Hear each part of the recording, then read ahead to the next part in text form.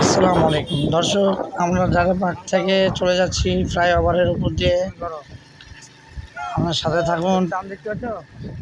আমরা সুন্দর একটি ব্রিজ দেখাচ্ছি আপনাদের, যেখানে সবসময় লোকজন থাকে।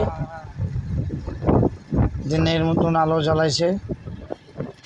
এই দেখেন ব্রিজ।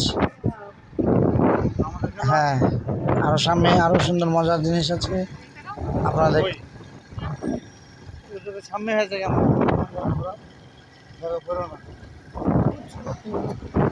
হ্যাঁ, এই যে আমরা দুজন ঘুরে বেড়াচ্ছি, আপনারাও আসুন।